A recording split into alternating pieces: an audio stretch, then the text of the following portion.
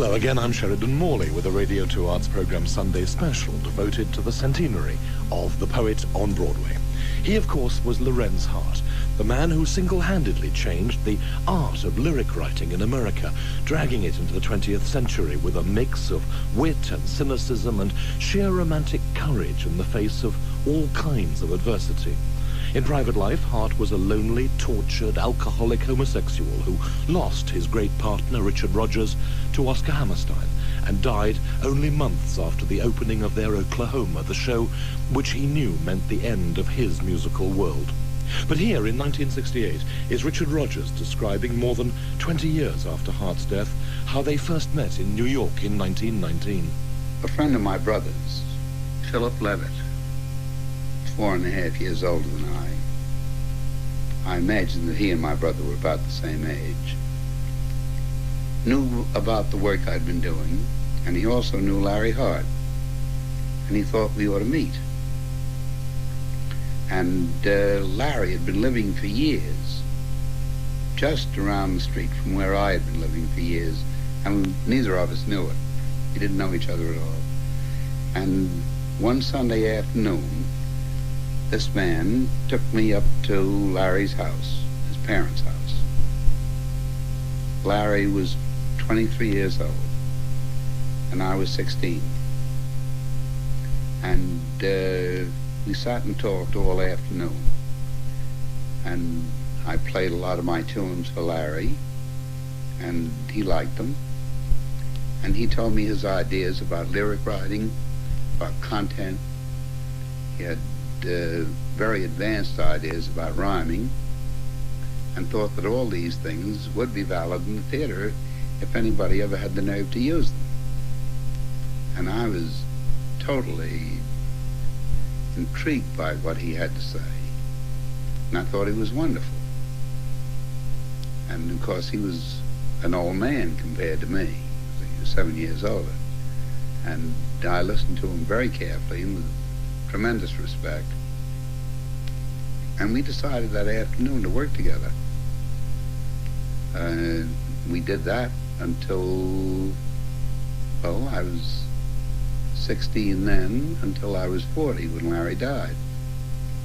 I left there that afternoon, having acquired a friend and a partner and a source of constant irritation.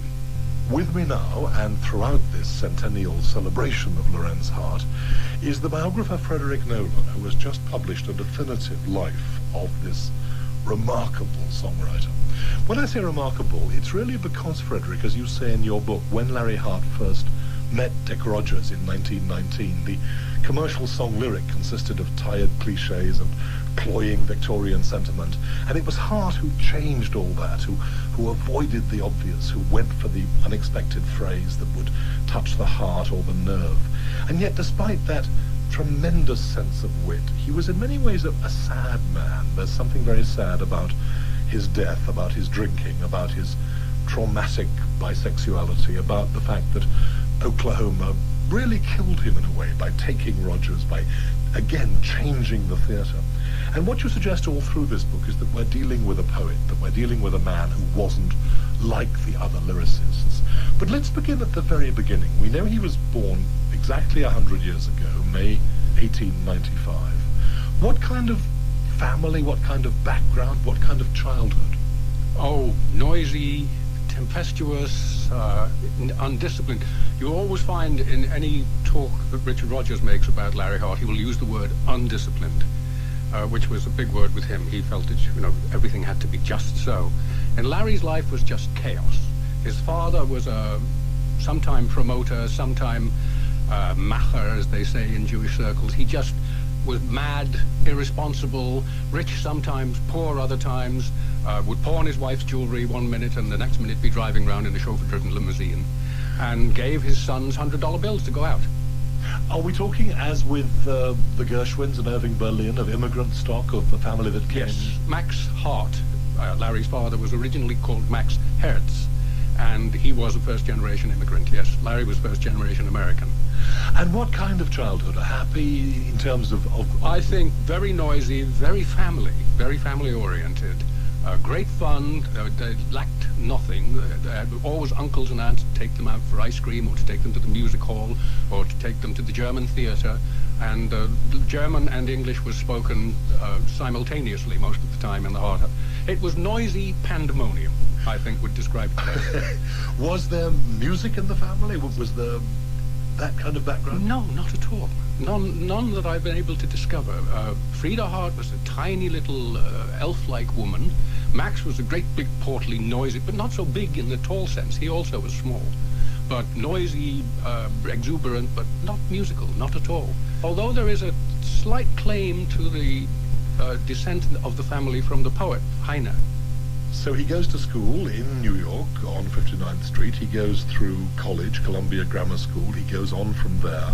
And then in about 1916, he comes up against the first theatrical figure he meets, Gustav Amberg, who runs the Irving Place Theatre.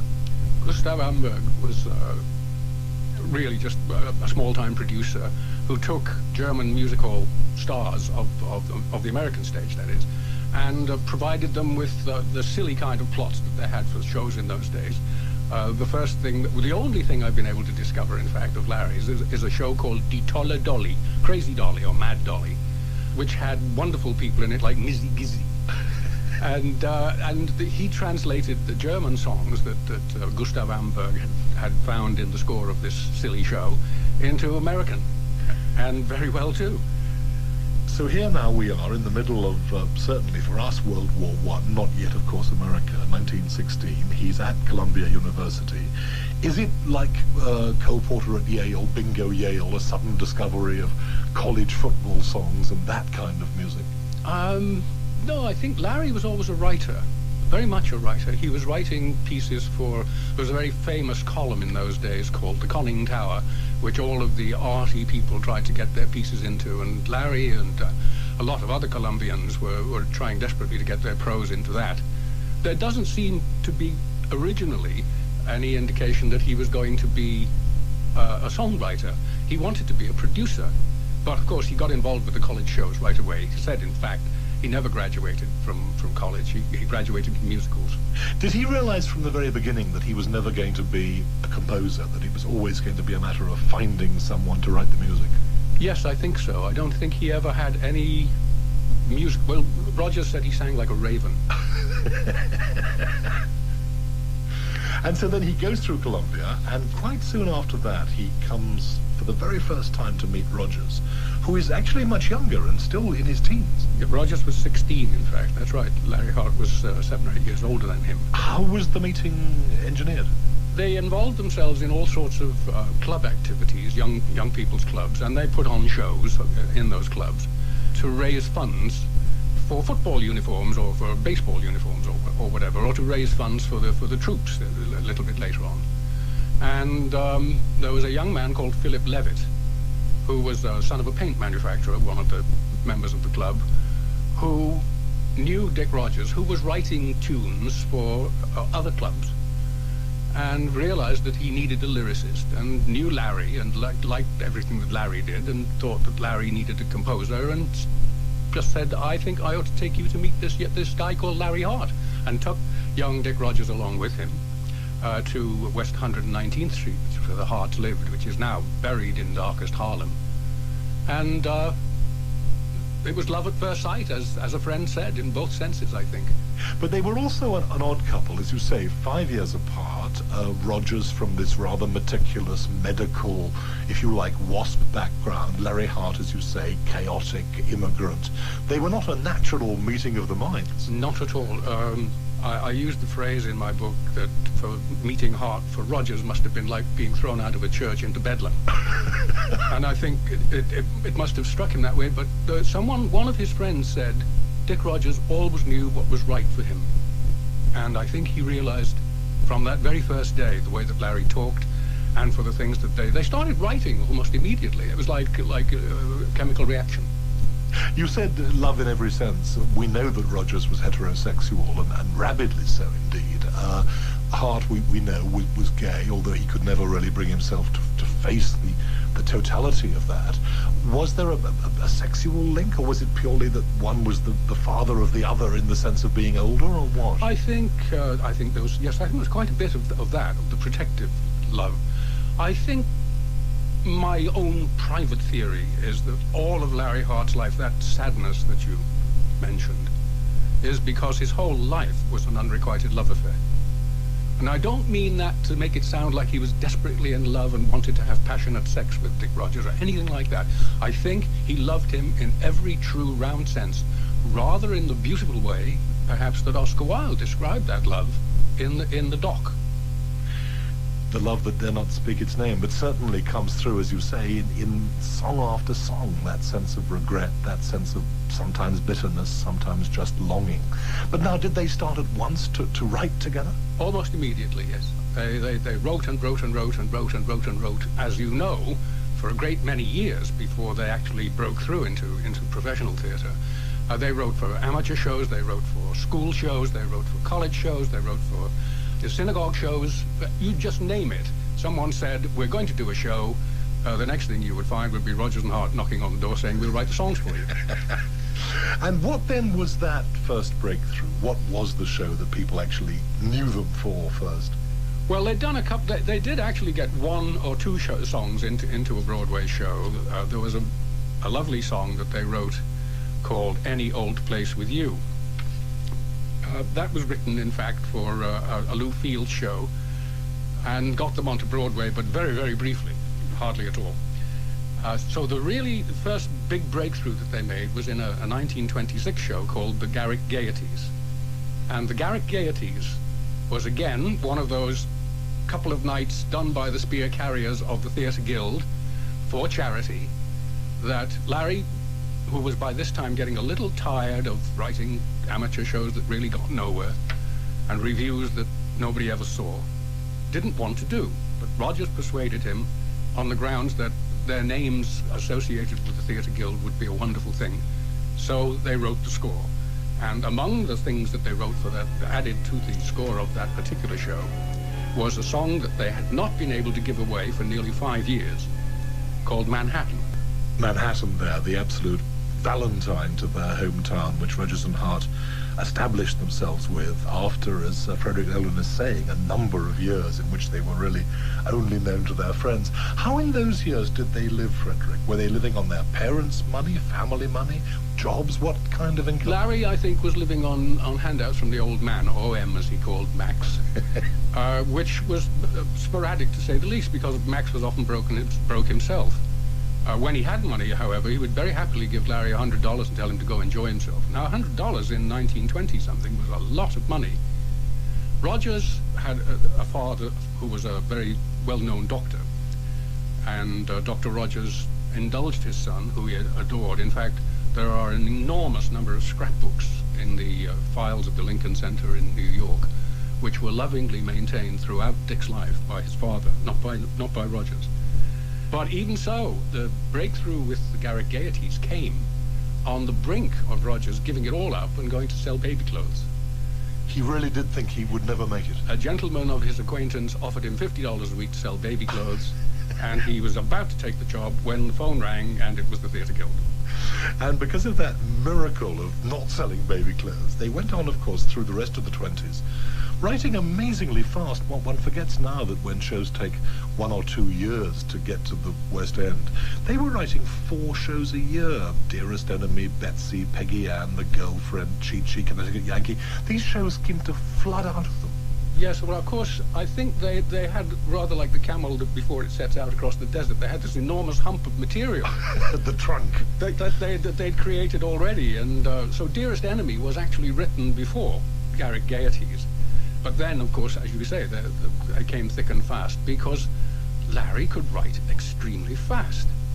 And there were 3 of them. Their librettist in those days, of course, was Herbert Fields, who later became very well known to us all for Annie Get Your Gun and Cole Porter shows. And they were just 3 kids having a hell of a good time. And, of course, one of the things that came out of that later was that Dick Rodgers could never understand why it took Oscar Hammerstein so long to write things. because he would say to Larry, here's a melodic strain, ba, ba, ba, ba, ba, ba. And Larry would say, that's fine. There is that extraordinary sense, as you say, in which he wrote on the spot, Larry, when has this image of him going into theatres with a crumpled bit of old paper in his pocket and tearing down a few lyrics on the backs of envelopes, literally in rehearsal, rather than studiously sitting in a library and agonizing over the thesaurus. And yet, because there were 3 or 4 shows a year, it didn't really matter if 2 or 3 of them flopped. There was always another one along in a minute. It's almost impossible for us to understand now that I think at the apogee of that theatrical pinnacle that they were climbing, there were 250 shows a year being produced. That's one every day of the week almost. And that's Broadway alone. And that was Broadway alone, absolutely. And they were then, by about the 3rd or 4th show, of course, they started getting English productions as well, so they became world travelers, which was wonderful, because Larry Hart was the kind of guy who would love to get on an Italian boat and just roll the name of the boat, Conte Biancanamano, around his lips, because he was a ham. He was a great big ham. In these very early years, before they went to Hollywood for the first time, was there a sense already of strain, or was the partnership an absolutely good marriage? Dorothy Hart, who is Larry Hart's sister-in-law, once said something extremely telling about them. She said, you know, the extraordinary thing about Dick and Larry was not that they stayed together for 25 years. That in itself is some kind of a miracle. But that they had so much fun for so much of that time. It's difficult, as you say, to recall that, because somehow the image that most of us have of Rodgers in the Hammerstein years after the war is a very sober-suited, rather businesslike figure who didn't seem to laugh easily and didn't seem to relax. And yet, as you say, with Hart, he was a different man, and there was a kind of casual joyfulness about them. I think that they had a hell of a good time, but somewhere along the way, and I suspect it was after Pal Joey, somewhere along the way, this thought entered Rodgers' mind that Larry had never been able to write unless he was there, and that Larry would not write unless he was there, which is basically true. But the reason was mostly because Larry didn't need to write until Dick was there, and when he did need to write, he'd just say, oh, what do we need? There's a wonderful story about a Connecticut Yankee, which over here, the hit song from that show was in a Charles Cochran review called One Damn Thing After Another. And they were rehearsing the melody with Jesse Matthews being assigned the song. And Cochran said, that's a lovely melody, Dick, but we need a verse. Larry Hart came running down the aisle, said, you need a verse, you need a verse, you need a verse. I'll give you a verse right away. And he rubbed his hands together the way he used to do. And he wrote the verse in 30 seconds for the song which we all know as My Heart Stood Still. But Richard Rodgers had a slightly different recollection of that song and its origins on this side of the Atlantic. I think from a technical viewpoint, the interesting thing was the thing that obtained all through our years of working together. The fact that he would not work without me in the room with him. He rarely wrote anything without my being there. And on the other hand, I could write without him, and frequently did. The result was that the music always had to be written first, which was all right. I didn't mind working that way, and I could work that way. This is in contrast to the procedure with Oscar Hammerstein, who liked to write his words first. And that was all right with me, too, because I was able to work either way. We were in a taxi cab with a couple of girls, and we almost collided with another car. And one of the girls said, oh, my heart stood still. And Larry said, that'd make a great title for a song. And I wrote it down in my little black book. And when we got to London, I wrote a melody around the title, and Larry had forgotten the entire episode. But after the song was done in the review, which was One Damn Thing After Another, it was sung by Jesse Matthews. We wanted to use it in an American show, and we bought it from Cochran. and put it in Connecticut Yankee. And then it became a big hit over here. My Heart Stood Still from the first Connecticut Yankee. Do you think at this time either of them were ever tempted to work with other partners, or were they absolutely locked into themselves? By the time we're talking about, they were pretty much exclusive. To begin with, Larry worked with all sorts of people. He would write songs with anybody. He wrote songs with a pal of his who later became a Paramount producer called Mel Shower. They weren't terribly good, I hasten to add. He wrote a couple of songs with a man called Frank Harling, who later went on to write Beyond the Blue Horizon. He wrote a song with a New York stockbroker called Joe Traunstein called Chloe, Cling to Me, which is really cute. But they have been, I think, justly forgotten. And one has the sense that Hart's lyrics are almost short stories, that they nearly always tell a complete tale, and it's nearly always a tale of lost love. There is this extraordinary mixture of wit and cynicism, which perhaps rather smugly we think of as European rather than American, whereas Hammerstein was the all-American boy, the Oklahoma, the shows that came out of the middle country.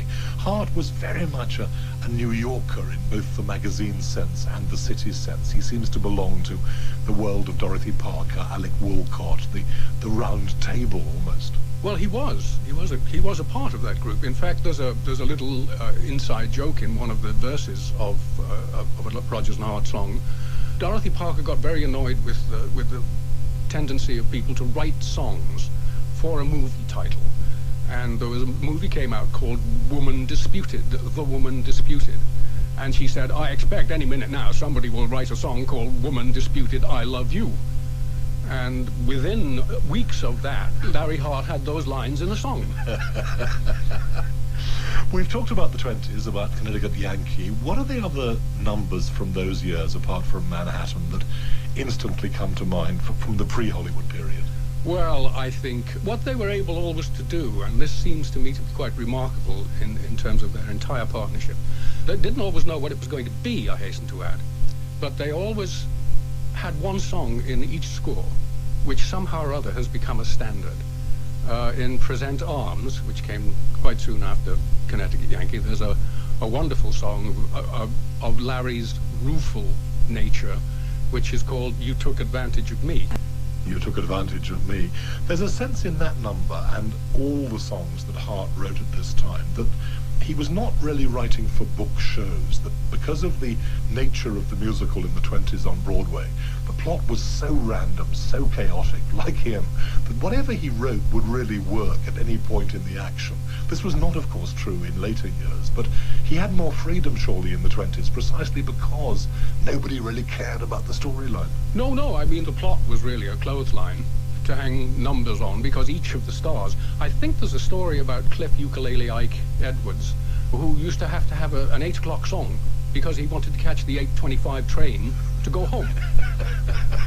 And you had to write him a song that would fit Ukulele Ike.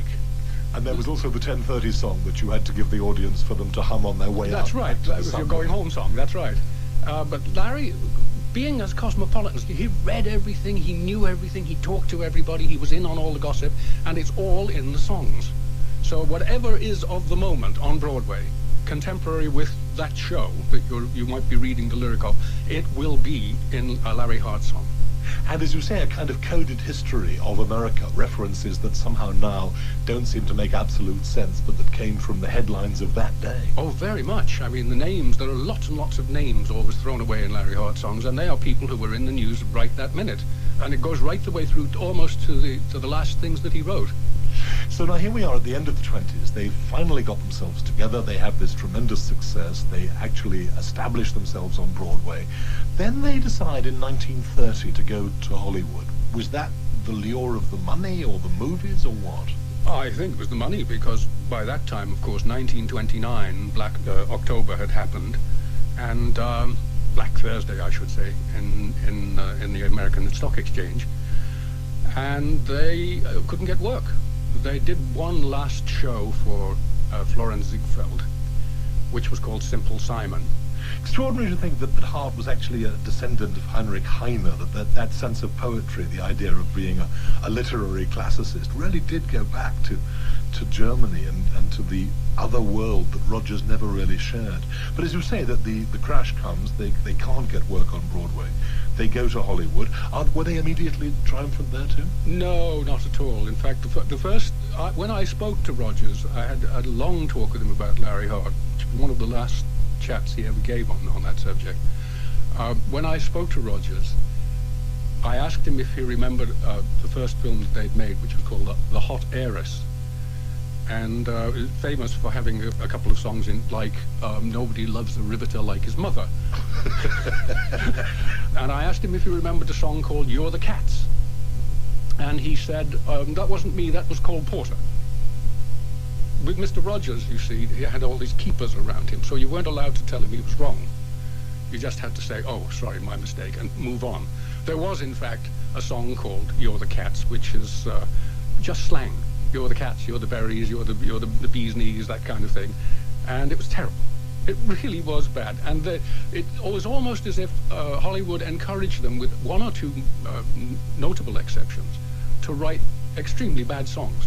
And according to Dick Rodgers, this was really the low spot in their partnership. They just hated California. We were enormously unhappy in Hollywood. They didn't understand us. We didn't understand them or the business. And there was simply no meeting of minds at all. But as you say, there were one or two exceptions. Their only real pop song, in fact, for the Leha Merry Widow, they wrote Blue Moon. Well, Blue Moon had several incarnations. They were eventually assigned, they were just stock writers, to a show called, a movie called Hollywood Party, which was going to have everybody in MGM in it, except it didn't. Everybody in MGM suddenly found pressing business elsewhere. So they wrote a song for Jean Harlow, who was going to play a typist who wants to get into the movies, and it was called Make Me a Star. And it goes, oh Lord, if you ain't busy up there, I hope you'll listen to my prayer, and please don't give me the air. I must see Garbo in person while they're rehearsing, and some director is cursing. And Harlow never turned up, so it went in the bin. They rescued it for a movie called Manhattan Melodrama, where it was sung by Shirley Ross in blackface. And then it was called, oh Lord, what is the matter with me? Why am I fated to see the bad in every man? That didn't really work much either. They wrote another version of it, which is called Act One, you get your coffee and run. You're going to have a bad day. It's just that kind of a play, which was also called Manhattan Melodrama. That wasn't used either. And finally, they met the music publisher of MGM, Jack Robbins, who said to Dick Rodgers, that's a great melody, but you know you need a commercial lyric for it. And Larry Hart, who's always thought that everything he wrote was specifically for the scene that it was destined to be sung in, said, oh, I suppose you mean something corny like Blue Moon. And Robbins said, Larry, yeah. The corny Blue Moon. And of course, also in these 5 years, the early 30s in Hollywood, they did write for Maurice Chevalier, they wrote Love Me Tonight, they wrote for Bing Crosby. It was in many ways a prolific time, but as you say, they weren't really happy Californians. Larry was. Larry loved it. What his hang-ups were, nobody really seems to know.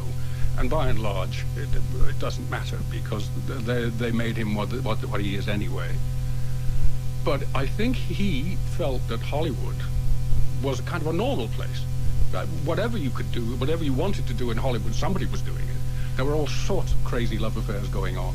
And so his ability to just plunge into that and thrash about pleased him enormously, whereas Rodgers, who was always a bit sticky in the mud, felt that was disapproved of all that a little bit, I think. And with Rodgers, of course, the archetypal family man, you suggest in the book, quite rightly, I think, that Larry Hart's terror of his own sexuality was partly the understandable fear that being gay was not an easy thing to be in the 1930s, even in California, but also that he was very afraid of sex, and that by extension that made him afraid of never getting married. And somehow, even as early as this, suddenly very lonely, that he could see nearly all his friends actually getting married. And that to him seemed the impossible. Yes, I think even the corniest old movies, you know, have a bit of truth in them. There's a wonderful scene in the old Rodgers and Hart biopic, Words and Music, where Mickey Rooney, who remarkably played Larry Hart quite well, has just thrown in the most enormous party, and he wants it to go on all night, but everybody's going home, and they said, Larry, it's 3 o'clock in the morning, for God's sake, we all got to get to work the next day. And he's standing alone, sitting alone, I think, in the final shot, while Mel Torme sings Blue Moon. And that loneliness is very well portrayed. I think that was Larry Hart's true life, that he always wound up alone. And the reason was because he felt nobody would ever want him.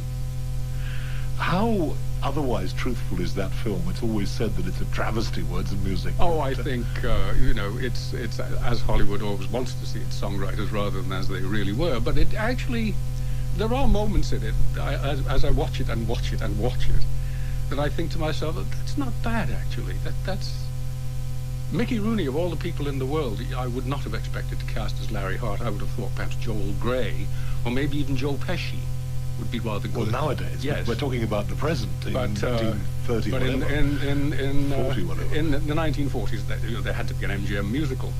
It glossed over so much, of course. It had to. One didn't talk about that then. But it has its moments. It has its moments. And on the soundtrack, certainly, you mentioned the Mel Torme Blue Moon. There are other great numbers there. Oh yes, they're absolutely brilliant ones. In fact, one of my favorites from that is there's a wonderful version of On Your Toes with Sid Charisse and Tina Elg, I think it was, doing ballet. Now, On Your Toes, which came after the Hollywood period, so we'll come to that in a little while, I expect, was about the ballet, but nothing about people in tutus. It was about a hoofer getting mixed up with the ballet. And what they did in that wonderful MGM film was they completely rewrote the only non-Larry Hart contribution to the picture, which was Slaughter on 10th Avenue, which was Rodgers' sort of operatic piece. And I've always loved it because of the way that Gene Kelly danced it, which was so different, I think, to what the original must have been with Ray Bolger doing it. We're talking, of course, about the life of Lorenz Hart, Frederick Nolan, who wrote the biography of it on Broadway.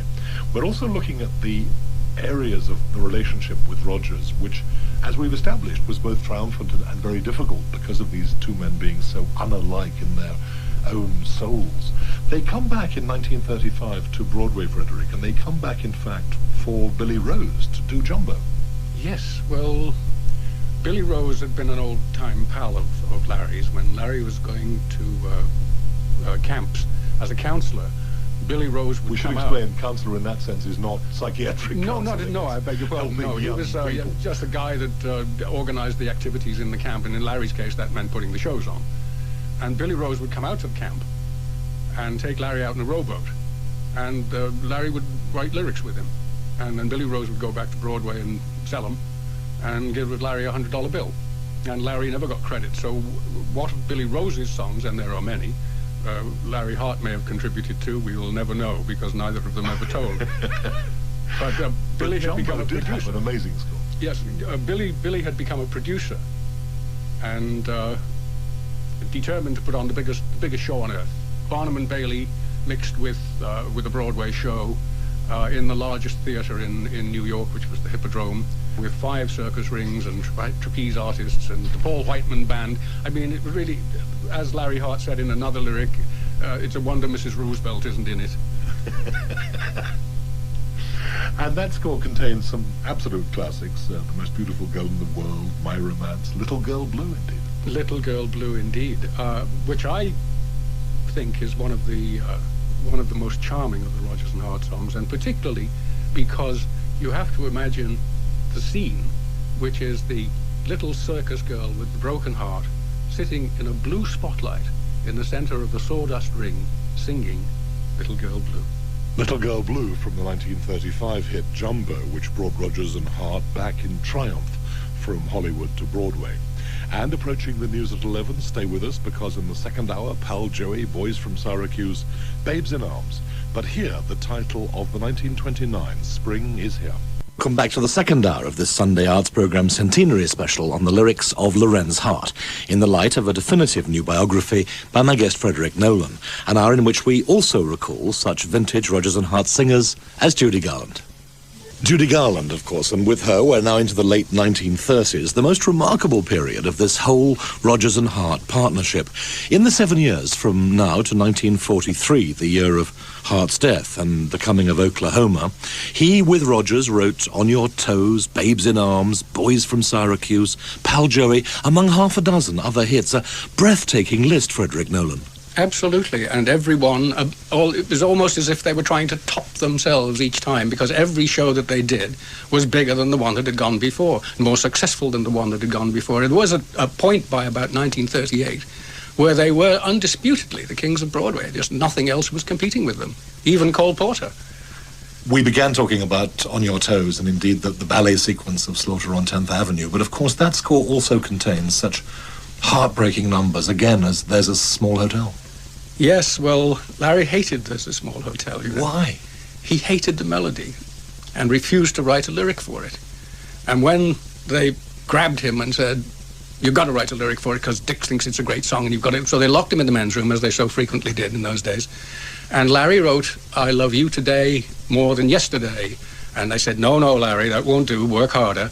So he wrote this famous dummy lyric that is one of the few that survived of his, which is, there's a girl next door, she's an awful bore, it really makes you sore to see her. By and by, perhaps she'll die, perhaps she'll croak next summer. Her old man's a plumber, she's much dumber. And then eventually, of course, he comes up with this incredibly enchanting lyric. And you just wonder where they'd come from. But in actual fact, he'd been to this little hotel and with the wishing well, and there were too many people there. There's a Small Hotel. And then coming very soon after that, numbers like I Wish I Were in Love Again, Where or When, My Funny Valentine. Songs that again seem to yearn for a love that was always just out of Larry Hart's reach. Well, by this time, I think Larry was realizing very forcefully that he wasn't a young man anymore, and that probably marriage was not going to come his way. And there would be a very sad side in anybody's life, I think, it wouldn't matter who it was, to have this enormous success, to have these scads and scads of money, because even in those post-Depression days, you know, money was still fairly tight, to have this wonderful apartment on Central Park West, and to go home every night to Mama. It was always said that because of the tension we've discussed between Rodgers and Hart, there was this wonderful mixture of romanticism coming from the soaring Rodgers melodies and the cynicism of Hart, that somehow he cut the acid into the sugar, that the combination of Rodgers Hammerstein was not perhaps as tough because they were more alike, but the combination of Rodgers Hart really was the meeting of opposites. And just when you get these great melodic lines from Rodgers, you also get this very, very cynical, sometimes very dour line of complaint from Hart. That's right, and it was one of the wonderful things about the partnership was how they accommodated each other. When Rodgers would very rarely write a melody without, you see, it worked both ways round, although he never said that. He would never write a melody if Larry wasn't around, because he didn't have anything to hang the melody on. When he did, he wrote a melody after an airplane flight and played it for Larry, who immediately wrote With a Song in My Heart.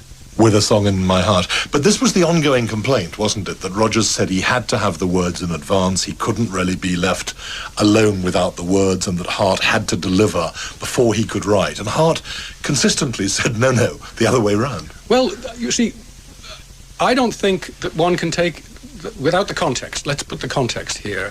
We mentioned a song earlier on called You Took Advantage of Me. If we were just writing a song, Larry Hart could have written for the first line, which goes, I'm a sentimental sap, that's all, what's the use of trying not to fall? He could just as easily have written, eggs and bacon really hits the spot, coffee in the morning, piping hot, if you're just writing a song. because it would have been that easy for him. It was the combination of listening to what Dick was going to play on the piano and the hang line, as he would call it, that he would put into that song. He would come up almost immediately with the main theme, the main idea. And then Rodgers would experiment around that, so that instead of it being, let's say, to use another earlier example, Here in My Arms, here in my arms, it's adorable. Well, originally, Rodgers would be going, here in my arms, it's adorable, it's adorable, it's adorable, it's adorable. Till Larry said, that's the one, do that, that's it, and I'll give you the words for it.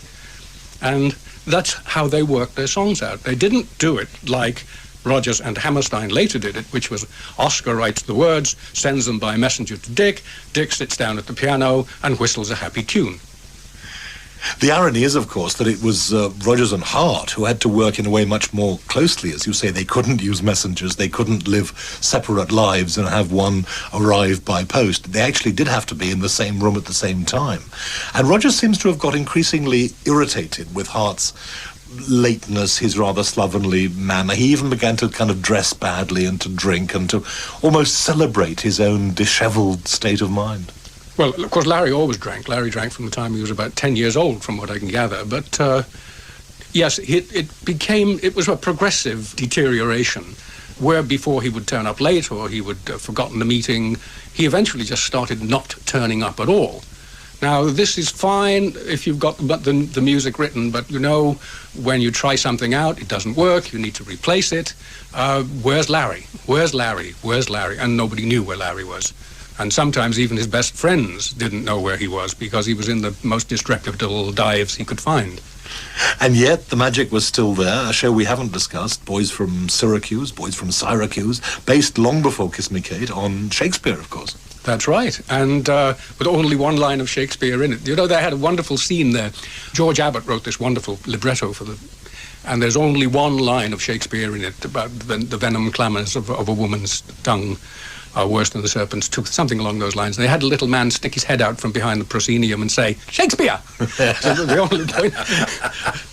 But in fact, the plot still works very well. The comedy of errors does actually lend itself to this very splendidly. You know, there's an interesting thing about the Rodgers and Hart shows. Generally speaking, they are not revived. They don't seem somehow or other to fit the late 20th century taste the way that perhaps the Rodgers and Hammerstein ones do. Although when you do see a revival of them, they are enormously funny and terribly witty. And Boys from Syracuse, which is basically the reversal of the roles, that the males are females and the females are males, so that when one of the females says she was sweating, she apologizes and says, I beg your pardon, I mean perspiring, of course. And the soppy hero is a sort of almost a feminine part played in the original production by Ray Bolger. And here you have, again, the perfect Rodgers and Hart song to express Larry Hart's feelings, although Dick Rodgers always maintained that they were not Larry Hart's feelings, they were always the feelings of the character. Now, I defy anyone to tell me that nobody's heart doesn't express what was in the heart of Lorenz Hart. What about the other songs from Boys from Syracuse? Well, again, you're dealing with what is said to be Larry Hart's favourite. One of Larry Hart's most favourite songs was Falling in Love with Love. But the one that I like of all of them the best is that sweet, sour mélange, which is called I Wish I Were in Love Again. I Wish I Were in Love Again from Boys from Syracuse. And there's one more great score that, of course, comes into these years, and I've saved it till perhaps the last of this list. It's the one that one thinks of most immediately in terms of Lorenz Hart, and it's Pal Joey. I think because, again, the central character does seem to have that dour Broadway cynicism, which one links very closely to Hart's reality. Oh, I think when Dick Rodgers put the proposition to Larry Hart that they write that, Larry Hart probably did back somersaults. It was a world he knew inside out. The John O'Hara stories. Absolutely. I mean, he knew the kind of world that Pal Joey would operate in, the sort of the third-rate nightclubs in Chicago, and the tatty dancers and the blackmailing plot. He knew all that. That was meat and drink to Larry Hart. And writing songs for Pal Joey must have been a breeze for him. There are some wonderful, there's a wonderful tawdry showgirl song right at the beginning of the show called That Terrific Rainbow.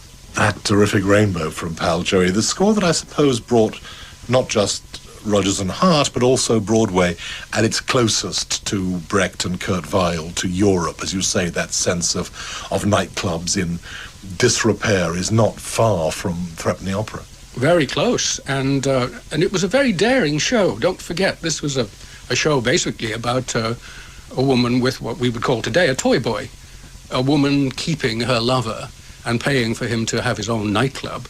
Was not really what the ladies in flowered hats who came to the matinees were expecting to see on Broadway, particularly when they sang songs like Our Little Den of Iniquity, or one of the more famous ones about indulging the female sexuality, Bewitched.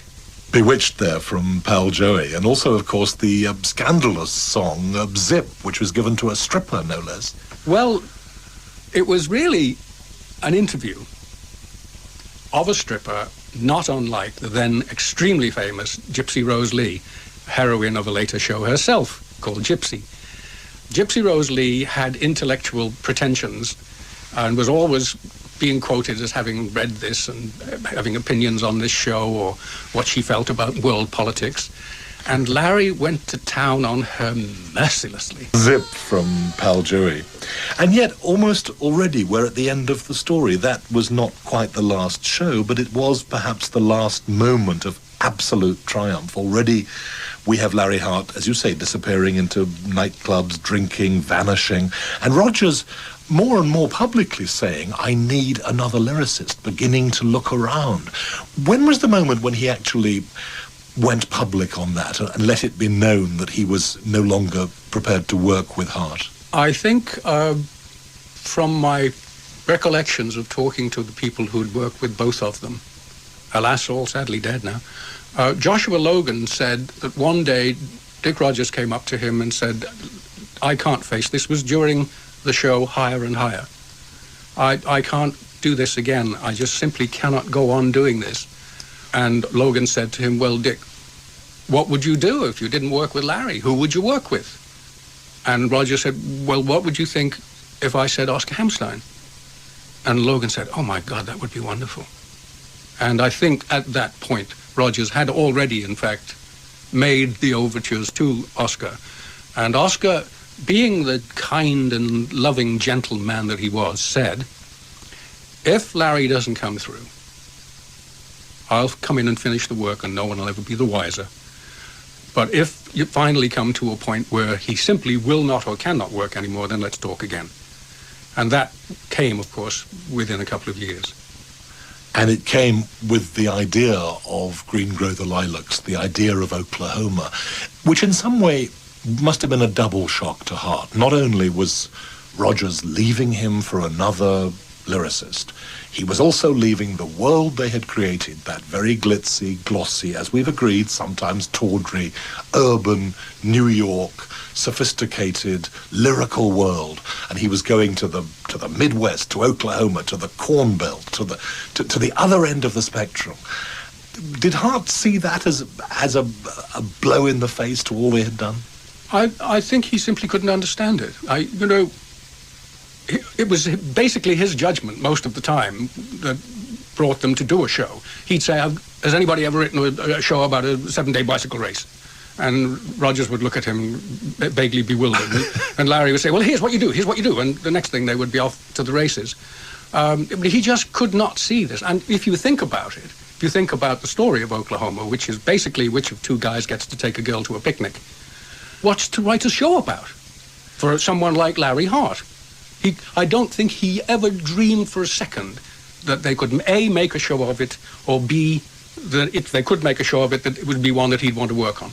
And it has to be remembered in his defense that he was by no means alone. Mary Martin turned the show down. They almost closed on the road. They changed the title several times. Away We Go was one title. Green Grow the Lilacs was the play it was based on. It wasn't till that Broadway first night in '43 when anybody really knew, even Rodgers, what they had got. And Hart was the first to congratulate him, the first to be generous, the first to cheer. Absolutely. Well, I don't think, from everything I've ever heard about him, from everybody I ever talked to about him, and believe me, we're talking about 20-something years of talking to people about him, nobody ever said, other than that he had the biggest heart in Christendom, and it just wasn't in him to have a mean thought about somebody else's success. He just loved it, that Dick was doing well. It was only sad. But perhaps, in a way, to him, I suspect also that he felt maybe it was inevitable, too. Because he had said to Dick Rodgers, I don't know how you've put up with me for so long. And I think you're right to go with Hammerstein. And yet, even then, even with the triumph of Oklahoma, the discovery of a new lyricist, of a new world, it wasn't quite over. He went back to Hart, Rodgers. They went back for one more show, the revived Connecticut Yankee. Well, it wasn't all, you see, there was a secondary thing involved there. Don't forget, Rodgers and Hammerstein was not yet Rodgers and Hammerstein.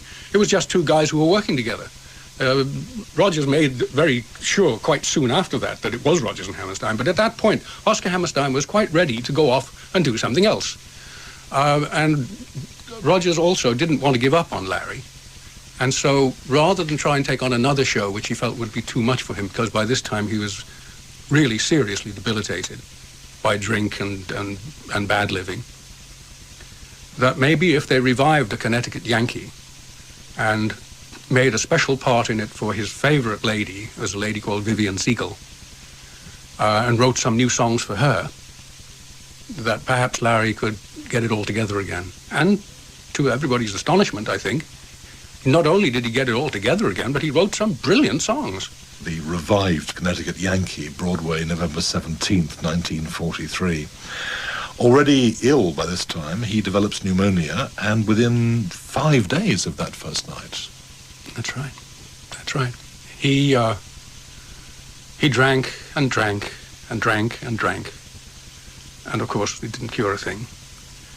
And he walked around, this is November, by the way, and if you've ever been, don't have to have been to New York in November to know how cold it is in November. Walking around in November in New York without an overcoat, soaking wet, he got pneumonia. He went back to his apartment. He was found in a coma, taken to hospital, and melted away. I don't think he wanted to live anymore. It's easy psychologically and tempting to say that he committed a kind of suicide, that he'd seen the future. The future was Oklahoma, the future was Hammerstein. He had no part to play in that future, and he wanted to go. But that's perhaps too easy. Yes, you see, the question then arises, let's suppose that Larry Hart had stayed alive, perhaps got himself back together, gone into hospital. What would have happened to him? He would have probably gone on writing songs with someone else. I think perhaps he might have even become a producer or a director. I don't think that there was any necessity for his life to end there. But everyone who knew him said he didn't want to live anymore. He didn't want to work anymore. There was nothing he wanted to do. And of course, as we've agreed, the world was changing. Somehow the wit, the double standards of lyrics like vexed again, perplexed again, thank God I can be oversexed again, or that wonderfully sour line about when love congeals, it soon reveals the faint aroma of performing seals. This was no longer in wartime a fashionable idea for a song.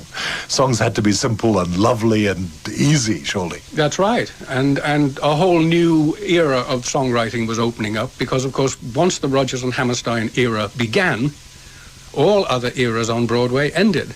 Everything after that had to be like Oklahoma, and I don't mean like in the sense that it had to be the same kind of thing, but it had to be an integrated show. Now, Larry Hart's joy was to walk into the middle of a scene and say, you know what we ought to have here? We ought to have 2 dancing girls come on and do the Roxy Music Hall. And everybody would say, but why, Larry? What's Roxy Music Hall got to do with Budapest? And he'd say, it doesn't matter as long as it's good. Well, you couldn't do that anymore in the musical. Can you imagine the Roxy Music Hall in the middle of Annie Get Your Gun? No, and certainly after Oklahoma, after Hammerstein, musicals had to be mature. They had to be entities which worked. And they were what led to the great machines that we now have with Lloyd Webber and Cameron Mackintosh. The beginning of that is in Hammerstein and not in Hart. As you say, Hart goes back to a revue tradition, a sketch tradition, an almost impromptu idea where anything goes, let's do the show right here. And that tragically has gone. But what's interesting is that if you talk to theatre people, to showmen, they will tell you about Oklahoma and Carousel and South Pacific and The King and I and all of the Rodgers Hammerstein work that goes on forever. And it's typical of Hammerstein that even in his centenary, he kind of outweighs Hart because he too is 100 this year. But actually, if you talk to jazzmen or singers like Frank Sinatra or cabaret people, it's Rodgers Hart, not Rodgers Hammerstein, that they sing. That's right. That's right. Because with one or two notable exceptions, you will never find Oscar writing a witty song. You'll never find him very often writing against the sentiment. He will always be with the sentiment. The hills are always alive with the sound of music. Whereas, I'm sure if Hart had written that song, it would have been about an avalanche. Is it more than snobbery to suggest that it's to do with intelligence, that somehow audiences, shows, theatre people are not as quick as they were, and you had to be very quick for Larry Hart, just like a New Yorker cartoon or a Dorothy Parker poem. You had to be on your toes to get it. And nowadays we are either lazier or slower or more mid-Atlantic or just more cosmopolitan. The language is no longer the language of Larry Hart. A Japanese tourist audience is not likely to respond to the wit of a Larry Hart pun. You're absolutely right. And I think the only time you ever really realize how witty and clever those rhymes are is when you do go to perhaps one of these staged musicals that you see occasionally, where it's for an audience who have come specifically because it is Rodgers and Hart and have come prepared to listen to the words. Or perhaps today the best corollary would be the number of people who go to see a Stephen Sondheim show as opposed to the number of people who go to see an Andrew Lloyd Webber show. Sondheim is probably the heir to the Larry Hart tradition in terms of that wit and incisiveness. And he is generally perceived to be, anyway, an unsuccessful musical producer. Absolutely, in commercial terms. Although, as you say, he also very like Hart, and you're absolutely right about that connection. He demands a lot of his audience, Sondheim. Yes. He expects an intelligent audience. He expects an alert audience. The idea of a musical being a place where you check in your brains at the cloakroom with your hat is just not in Hart, and it's not in Sondheim. But it was, I think, to some extent in Hammerstein.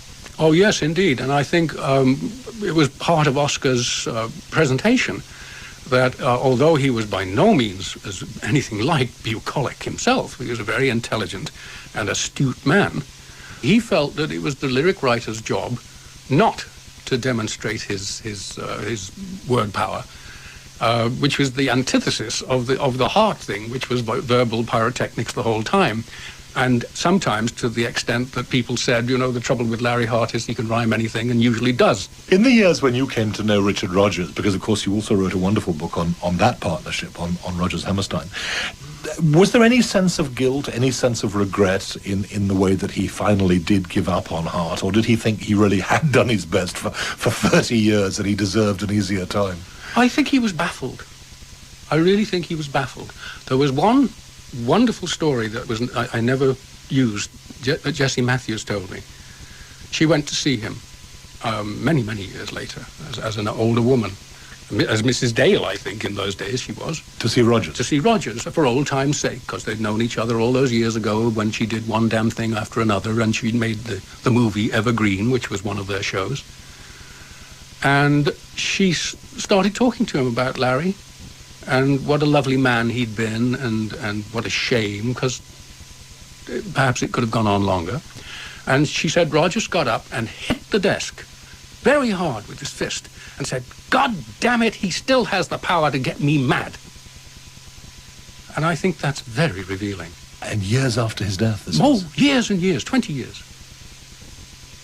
No, it is an extraordinary story. And of course, the one area we haven't discussed is how it changed Rodgers' music. Do you think that he actually, as a composer, wrote differently when indeed he got this rather easier, more organized lyricist in Hammerstein?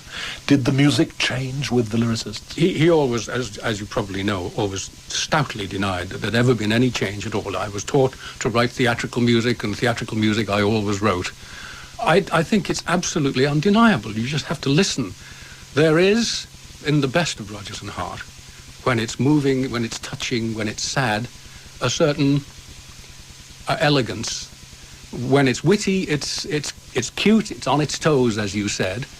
It isn't there. Cole Porter once said about Rodgers and Hammerstein, there is a hymn-like quality to Richard Rodgers' music. Do you know, it's often quoted, but I don't think he was being complimentary. I think he meant they sound like bloody hymns.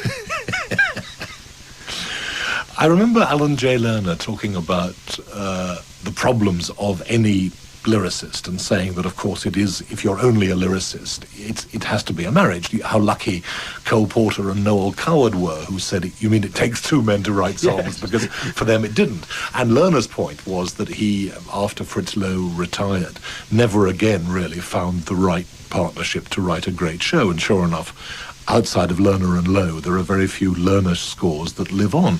But he said that bastard Rodgers got it twice, meaning that twice in his life he got, first of all, Hart and then Hammerstein. And Lerner said nobody else did that. No other composer ever got it more than once, and Rodgers got it twice. He could have had it 3 times, too, because he started to work with Lerner, as you know, on A Clear Day. Absolutely. And fired him because he was late. The old law still applied. Absolutely. The unreliability of Larry Hart. He didn't want any more of that ever again. He said that one of the great things of my life with Oscar was that when Oscar said, I'll meet you at 2 o'clock, he was there at 2 o'clock.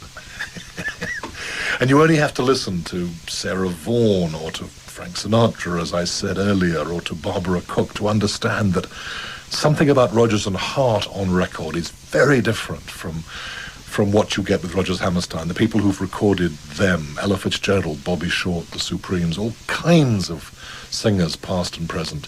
The Rodgers Hart catalogue seems to live on for singers. Absolutely, absolutely, and keeps on producing new stuff, because there are constantly old songs that have been lost are being found. There is a whole industry of people now digging into these archives, trying to find lost Larry Hart lyrics.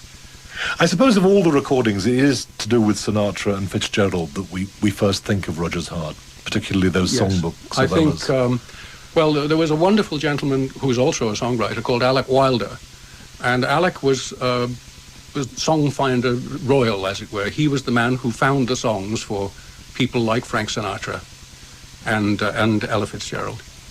And bless his heart, he found the ones that we like the most and got Frank Sinatra to record them. On that very note, it's an impossible last question, but if you had to choose a single Larry Hart lyric, a single song, a single recording, what would it be? I think my favorite Hart lyric, and also because it has such a beautiful melody, is from Jumbo, and it's called My Romance. From the 1935 Jumbo, My Romance, I've been talking all through this centenary Sunday special to Frederick Nolan about his wondrous and I think definitive new biography of Lorenz Hart. It's called A Poet on Broadway. It comes at £17.95 from the Oxford University Press.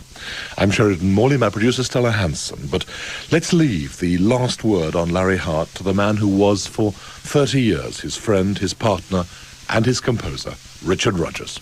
I knew that he was making sense, that this kind of lyric writing could work in the theater. It was revolutionary. Nobody had ever written that way before. And he obviously had respect for the way I wrote music. It isn't very difficult. You're quite sensitive to another man's work in a thing as collaborative as the musical theater. And I think Larry and I were very sensitive to each other immediately. Genuine liking for each other. He was about as different from me as you could possibly get. He was badly disorganized, and I was not. His whole family life was not only disorganized, it was unorganized. I never felt that our work, Larry's and mine, was ever completed. He died much too young, and the last several years of his life, he lived foolishly. And a great deal more work could have been done, and I suppose it could have been better. If you're intent enough on your work, you want to do more, and you want to do it better. And the circumstances made it difficult. But Larry was not easily controllable. He wasn't even easily findable. You know, he would disappear. And I think there was a lot we could have done together if he had been under control and if he hadn't died so young.